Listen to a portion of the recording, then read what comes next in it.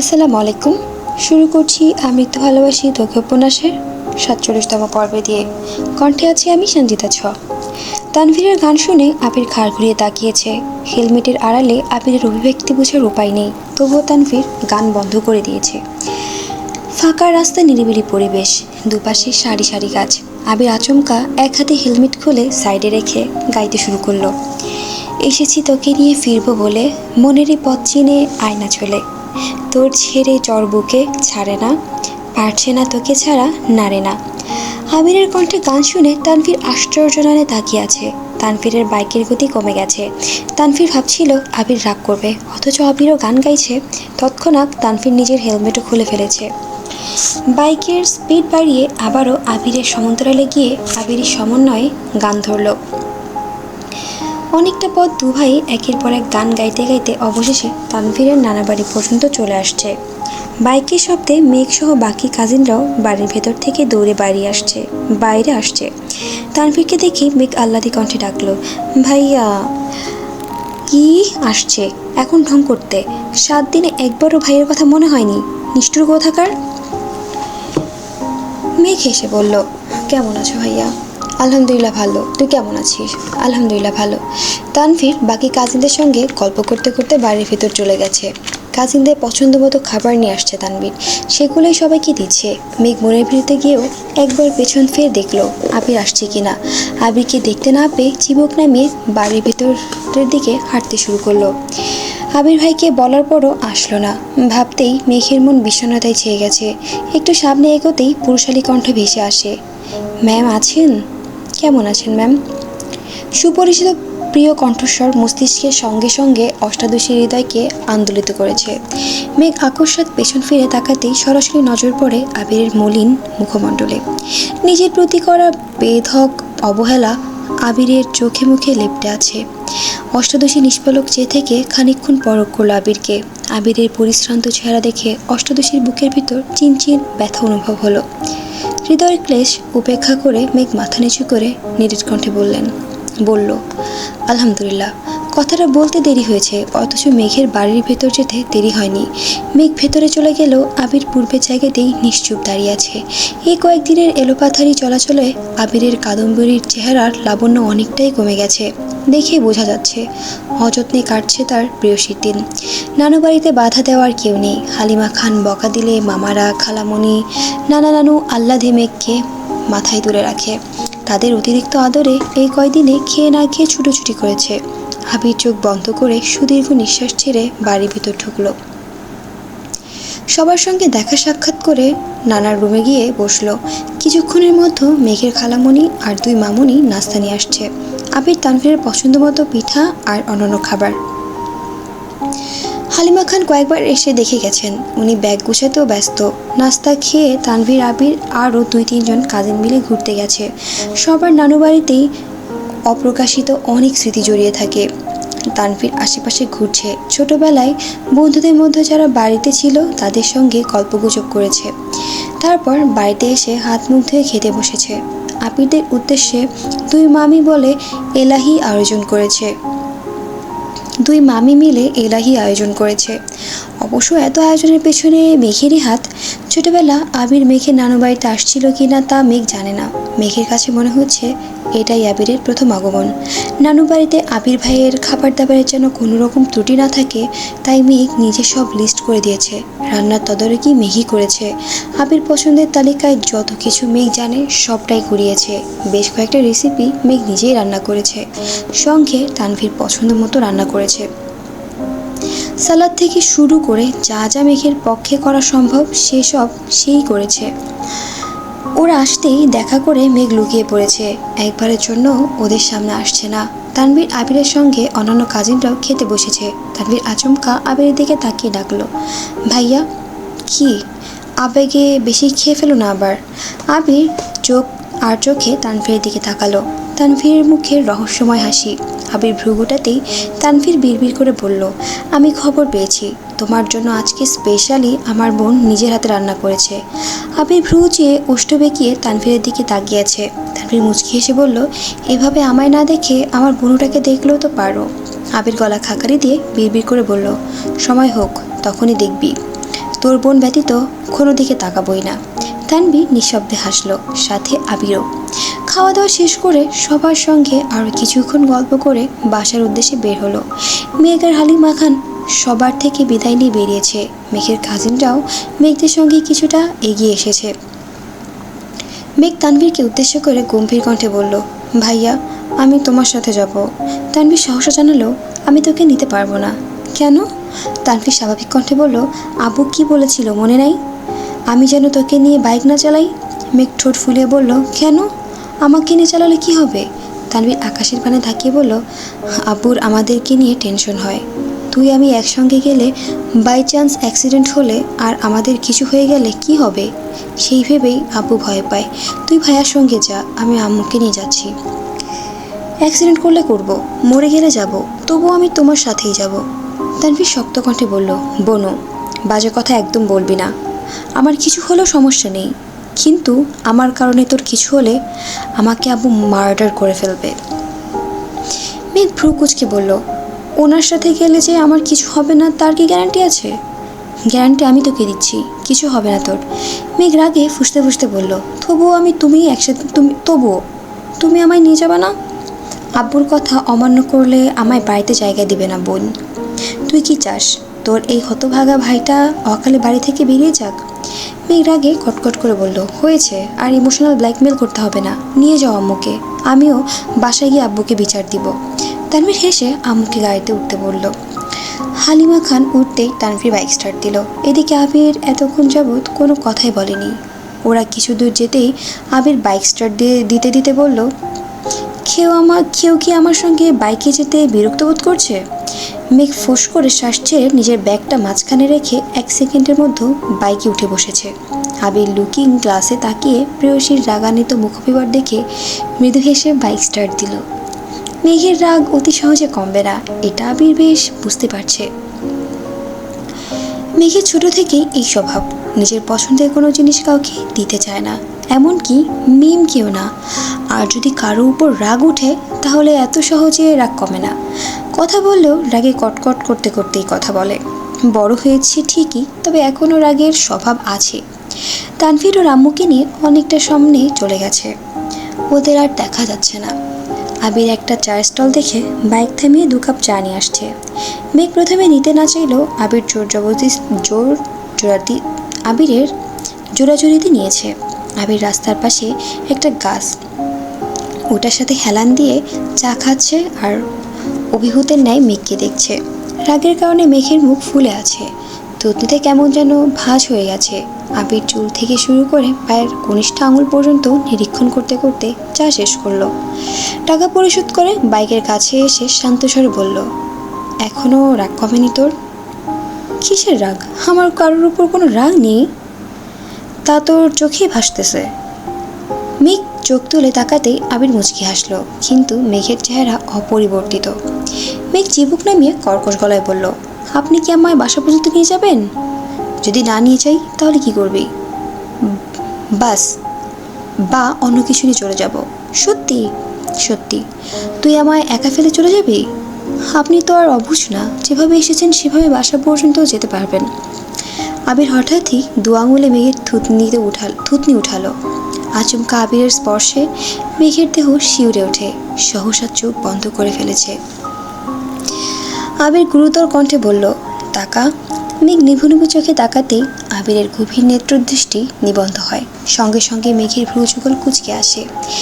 এই একজোড়া চোখ মেঘের কি যেন বলতে যাচ্ছে। চোখের ভাষা বোঝার সাথী ছোট অষ্টাদশীর নেই, তবে দৃষ্টির গভীরতা প্রখর, তা বুঝতে সময় লাগেনি। ইদানিং আবিরের নজরের অস্বাভাবিকতা মেঘ প্রায় খেয়াল করে। মেঘ তাকালে ছোট ছোট চোখে চোখ পড়লেই নিজেকে কেমন যেন আড়াল করে নেয় আবির। আজও আবিরের দৃষ্টি প্রখর, অষ্টাদশীর আঁখি জোড়াও আবিরের চোখে নিবন্ধ হয়ে আছে, পলক ফেলছে না কেউই।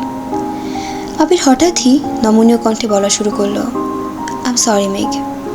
দিনকে দিন আমি মানুষটা বড্ড পাষাণ হয়ে যাচ্ছি। মাঝে মাঝে নিজের স্বার্থ ছাড়া কিছুই ভাবতে পারি না। মানুষ মন থেকে কিছু করে, কিছু চেয়ে যখন সেটা পায় না, তখনই তার দুনিয়া এলোমেলো হয়ে যায়। সেই জিনিসটা পাওয়ার জন্য আবেগ অনুভূতি বিসর্জন দিতেও দুবার ভাবে না।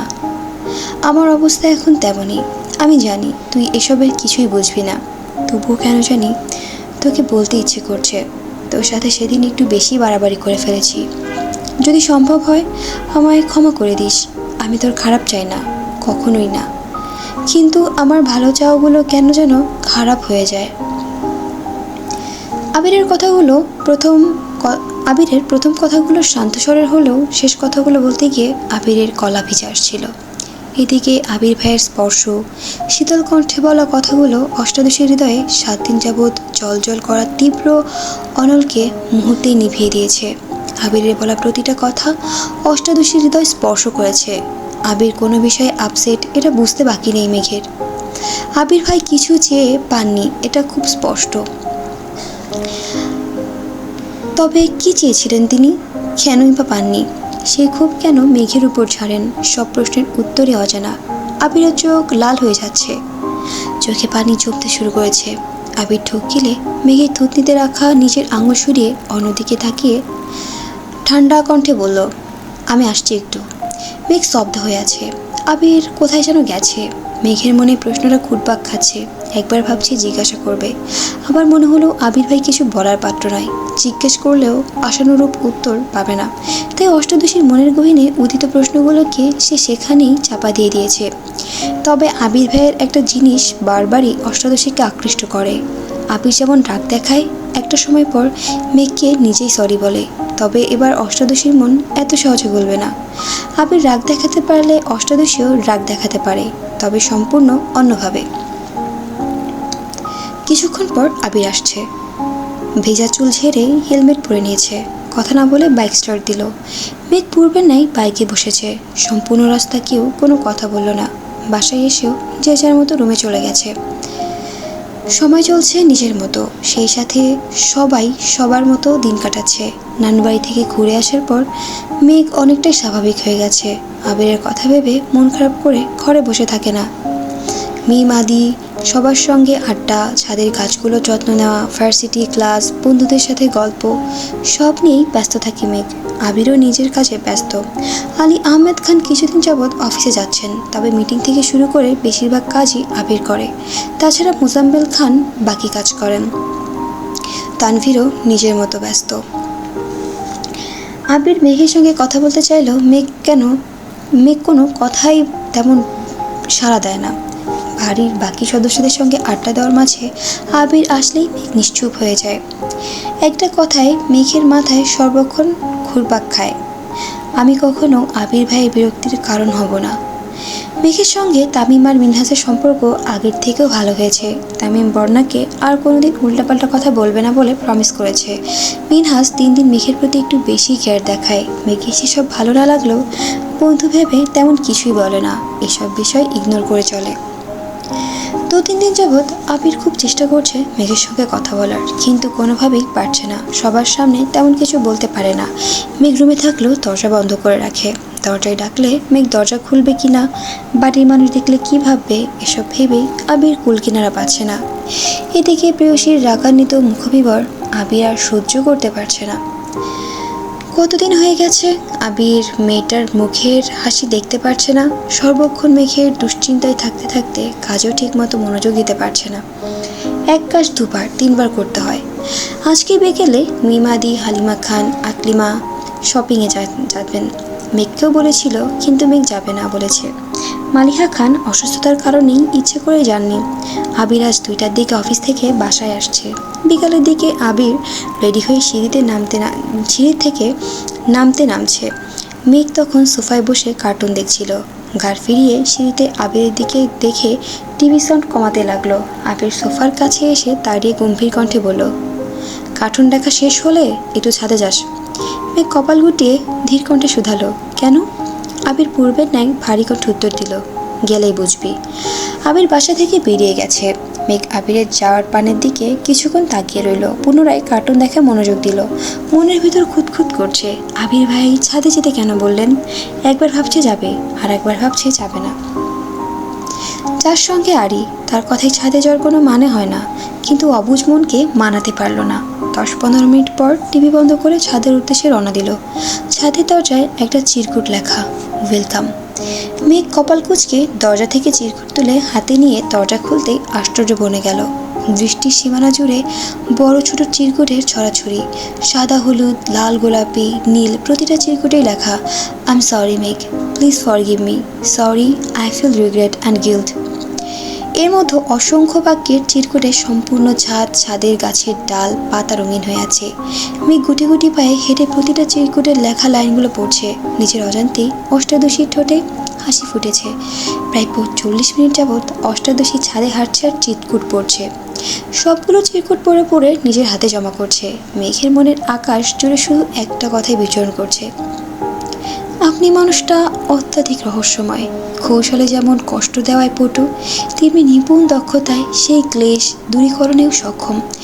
মেঘ মুচকি হেসে বলল, তবে আপনার চুরুই কম না। আপনি সবসময় কৌশলে আমার মন ভালো করে দিলেও এবার আর আমার মন ভালো হচ্ছে না। আমি আপনার কোমল হৃদয়ে যে আঘাতটা করেছেন, তার জন্য একটু ভোগান্তি তো আপনাকে ভুগতেই হবে। মেঘ চিরকুটগুলো হাতে নিয়ে রুমে চলে গেছে। মনটা আজ খুব ভালো, কিন্তু সেটা আবির ভাইকে বোঝানো যাবে না। রাতে খাবার টেবিলে আবিরের সঙ্গে চোখাচোখি হতেই মেঘ গাল ফুলিয়ে চোখ নামিয়ে নিল। আবির কপাল গুটিয়ে মেয়েকে কয়েক মুহূর্ত দেখল। এই কিছুক্ষণ পরই মেয়েটার মুখের একটু হাসি ফুটল না। ভাবতেই আবিরের মাথা ব্যথা অনুভব হচ্ছে। তাহলে কি মেঘ ছাদে যায়নি? আবির কোনোরকম খাওয়া শেষ করে তাড়াতাড়ি ছাদে গেল। ছাদে একটা চিরকুটও নেই, তার মানে মেঘ ছাদে আসছিল আর চিরকুট নিয়েই গিয়েছে। আবির তার কাদম্বরীর রাগ ভাঙাতে ব্যর্থ হয়েছে ভেবেই আকাশের ন্যায় কোমল দৃষ্টিতে তাকালো। হৃৎপিণ্ডটা অবিরাম কাঁপছে, মনের ভিতর অজানা ভয় কাজ করছে। চোখ বন্ধ করতেই 9 বছর আগের স্মৃতি একের পর এক চোখের সামনে ভেসে আসছে।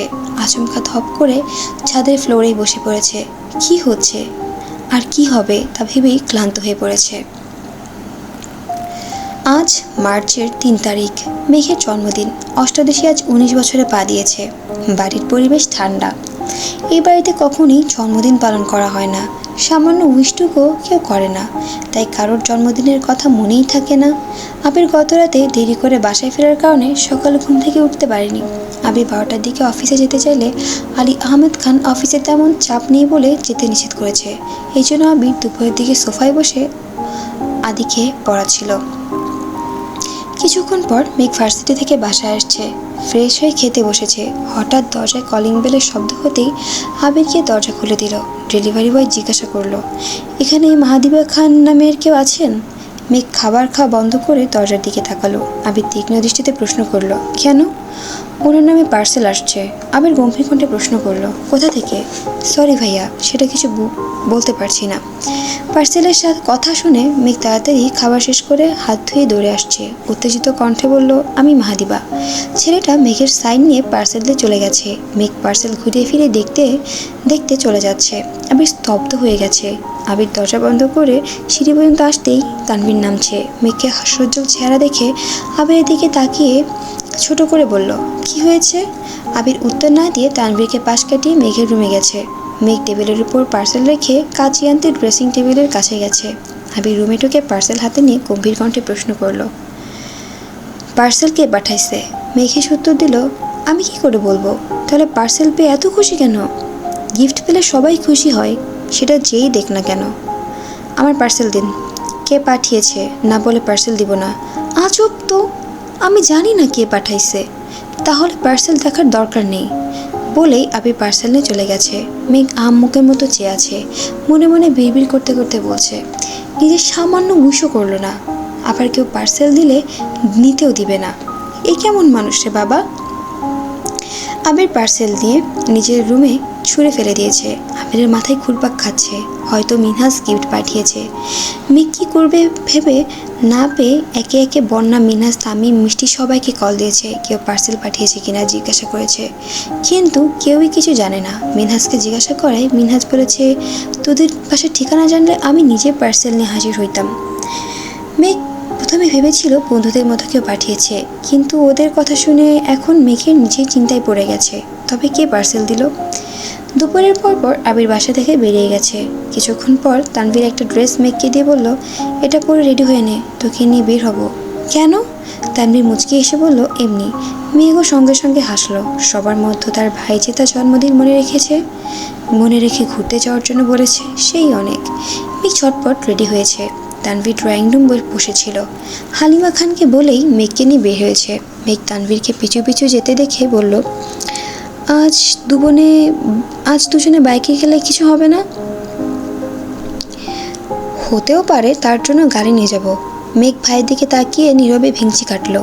মেঘ ভেবেছিল তানভীরকে কথা শোনাবে, তা না হয়ে উল্টো নিজেই বোকা হয়ে গেছে। তানভীর মেঘকে নিয়ে সন্ধ্যার ঠিক আগে আগে একটা রেস্টুরেন্টে ঢুকলো।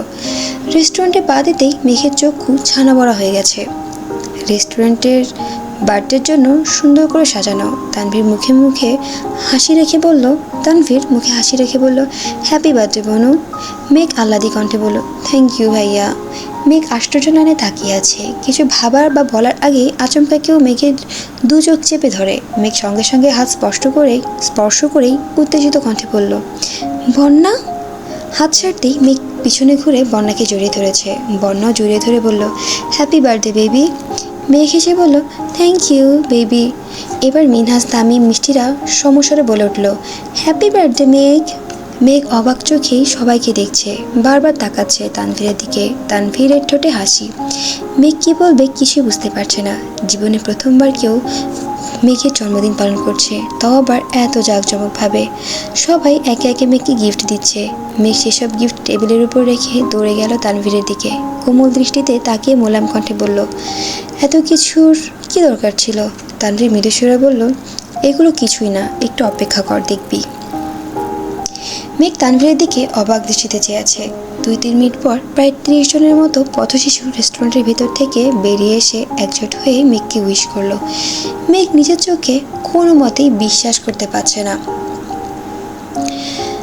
তানভীর মেঘের মাথায় হাত বুলিয়ে বলল, আজ তোর জন্মদিন উপলক্ষে ওদের সবাইকে নিজের হাতে খাওয়াবি, পারবি না? মেঘের চোখ ছলছল করছে, কিছু বলার ভাষা হারিয়ে ফেলেছে। আকস্মাৎ ফুপিকে দেখে মেঘ চোখের পানি ধরে রাখতে পারছে না। ফুপি, আইরিনা সবাই আসছে। আইরিনরা সবাই আসছে। মেঘ ফুপ্পিকে জড়িয়ে ধরে কান্না করে দিয়েছে। প্রায় 10-15 মিনিট পর তানভীর শক্ত করে বলল, আর কতক্ষণ কাঁদবি? মেঘ চোখ মুছতে মুছতে তানভীরকে জিজ্ঞাসা করলো, এত আয়োজন তুমি করেছো? তানভীর বিপুল চোখে তাকিয়ে বলল, আমার এত সামর্থ্য এখনো হয়নি বনু, এসব ভাইয়া করেছে। মেঘের হাসি মিলিয়ে গেছে, চারপাশে চোখ ভোলায়। আবিরের কোনো অস্তিত্ব না পেয়ে অন্ধকারে ছেয়ে গেছে মেঘের মুখ। উদ্বিগ্ন কণ্ঠে শুধায়, উনি কোথায়? জানি না। উনি আসবেন না? বোধ হয় না। মেঘ এবার তপ্তস্বরে বলল, কেন? তুই নাকি ভাইয়ের উপর রেগে আছিস তাই? তাহলে এসব করেছেন কেন? তুই ভাইয়ার জন্মদিনে করেছিলি, তাই ভাইয়াও তোর জন্মদিনে আয়োজন করেছেন। মেঘ আশেপাশে তাকিয়ে গম্ভীর কণ্ঠে বলল, ওনাকে আসতে বলো। তানভীর পকেট থেকে ফোন বের করে আবিরকে কল দিল। আসার কথা বলায় আবির শীতল কণ্ঠে বলল, তোরা কে কেটে ফেল, আমি আসবো না। সাউন্ড বেশি থাকায় মেঘ পাশ থেকে আবিরের কথা শুনে ফেলেছে। হাত বাড়িয়ে তানভীরের থেকে ফোন নিয়ে মেঘ রাগী স্বরে বলল, আপনি না আসা পর্যন্ত আমি কেক কাটবো না। এবার আপনি ভাবুন, আপনি আসবেন নাকি না। বলে মেঘ কল কেটে দিয়েছে। মেঘ ফুস করে শ্বাস ছাড়ল। বন্যা হা হয়ে মেঘকে দেখছে। যে আবির ভাইকে মেঘ পাখির মতো ভয় পেত, আজকে সুন্দরভাবে ওনার উপর অধিকার দেখাচ্ছেন। মিনহাস তামিম শুধু মুখ চাওয়াচাই করছে। তানভীরের সামনের মেঘকে আলাদাভাবে কিছু বলার সাহস নেই ওদের। মেঘ আইরিনদের সঙ্গে গল্প করছে। কিছুক্ষণ পর আবির আসছে। কালো শার্ট, কালো প্যান্ট, ব্লেজার, বুকের উপর সানগ্লাস ঝুলানো। আবির ঢুকতেই সবার নজর পড়ে আবিরের দিকে। আবিরকে দেখেই মেঘের ঠোঁটে হাসি ফুটেছে। বন্যা, মিনহাস, তামিমও হাঁ হয়ে তাকিয়েছে আবিরের দিকে। মিষ্টিরা আবিরের গেটআপ দেখে ফিদা হয়ে গেছে। আবির আসার কিছুক্ষণের মধ্যেই কেক কাটা হয়েছে।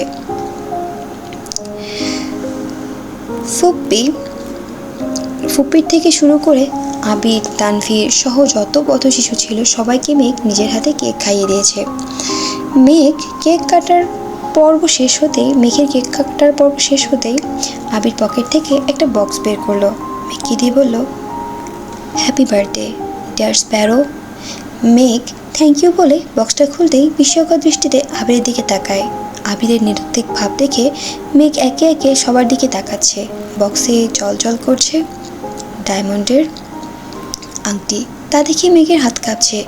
মেঘের ভাবভঙ্গি দেখে আবির থতমত কণ্ঠে প্রশ্ন করলো, বিড়বিড় করে বলল, আংটির দিকে এভাবে তাকিয়ে থাকিস না। তোর ফ্রেন্ডরা ভাববে জীবনে ডায়মন্ড দেখিসনি। তাড়াতাড়ি আংটিটা পর। আমাকে আংটি পরাতে বাধ্য করিস না। আমি আংটি পরালে এখানে কাহিনী হয়ে যাবে। মেঘ এক পলকে আবিরকে দেখে আস্তে করে গলা কাকাইতে টেবিলের উপরে বক্স রেখে আংটিটা নিয়ে নিজেই নিজের অনামিকা আঙুলে ঢোকালো। নিজের হাতের দিকে বিস্মিত চোখে তাকিয়ে আছে মেঘ। জীবনে প্রথমবারের মতো ডায়মন্ডের আংটি পরেছে হাতে। মেঘ খুশিতে ফুপ্পি সহ সবাইকে সেই আংটি দেখাচ্ছে। উপস্থিত প্রত্যেকে মুখে হাসি থাকলেও মিনহাজ আর তামিম নিস্তব্ধ হয়ে আছে। দুজন দুজনের দিকে তাকাচ্ছে, কিছুই বলতে পারছে না, শুধু চোখে চোখ ইশারা দিচ্ছে। সবটা যে আবিরের পরিকল্পনা তা বোঝার ক্ষমতাও তাদের নেই। মেঘ জন্মদিনে ছোটোখাটো সারপ্রাইজ দেবে এটা আগে থেকেই ভেবে রেখেছিল আবির, কিন্তু আজ মেঘের নামে পার্সেল আসার পর সেই চিন্তা মুহূর্তেই বদলে গেছে। বাসায় বসেই সে পরিকল্পনা করেছে। দুপুরের পর মার্কেটে গিয়ে মেঘের জন্য ড্রেস কিনে তানভীরকে দিয়ে পাঠিয়েছে। তানভীরকে দিয়ে বন্যাকে কল দিয়ে ইনভাইট করেছে। সেই সঙ্গে বন্যাকে দায়িত্ব দিয়েছে মিনহাজকে বলার জন্য, এবং অবশ্যই যেন সবাই আসে। বন্যাও তানভীরের কথা মতো সবাইকে বলেছে। ফুপ্পিদের আবিরই জানিয়েছে। মিনহাজ আর তামিমকে নিজের অবস্থান বোঝানোর জন্যই আবির ইচ্ছে করে মেঘের জন্মদিনের সম্পূর্ণ রেস্টুরেন্টে বুকিং দিয়েছে। সেই সঙ্গে মেঘের জন্য নিজে পছন্দ করে ডায়মন্ডের আংটি নিয়ে আসছে। যেখানে মারপিট আর কথায় কিছু বোঝানো অসম্ভব হয়ে পড়ে, সেখানে কিছু কৌশল খাটাতেই হয়।